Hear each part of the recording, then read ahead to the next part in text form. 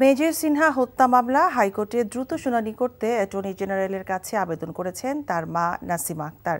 সকালে attorney general কার্যালয়ে এ নিয়ে বৈঠক অনুষ্ঠিত হয়, যেখানে রায় কার্যকরের জন্য দ্রুত ব্যবস্থা নিতে আবেদন করেন সিনহার পরিবার।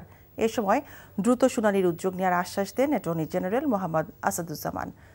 31 জানুয়ারি 2022 সালে সেনাবাহিনীর অবসরপ্রাপ্ত মেজর সিনহা মোহাম্মদ রাশেদ খান হত্যা মামলায় বরখাস্ত ওসি প্রদীপ এবং লিয়াকতকে মৃত্যুদণ্ড দিয়েছিল কক্সবাজার জেলা ও দায়রা জজ মোহাম্মদ ইসমাইল।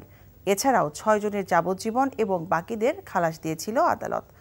2020 সালের 31 জুলাই ঈদুল আজহার আগের রাতে কক্সবাজার টেকনাফ মেরিন ড্রাইভ সড়কের বাহারছড়া ইউনিয়নের শ্যামলাপুর এপিবিএন চেকপোস্টে পুলিশের গুলিতে নিহত হন অবসরপ্রাপ্ত মেজর সিনহা মোহাম্মদ রাশেদ খান।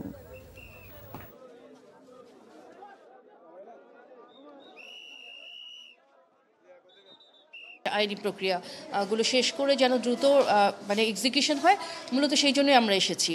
আর আমরা আসলে অ্যাটর্নি জেনারেল স্যারের সাথে দেখা করেছি।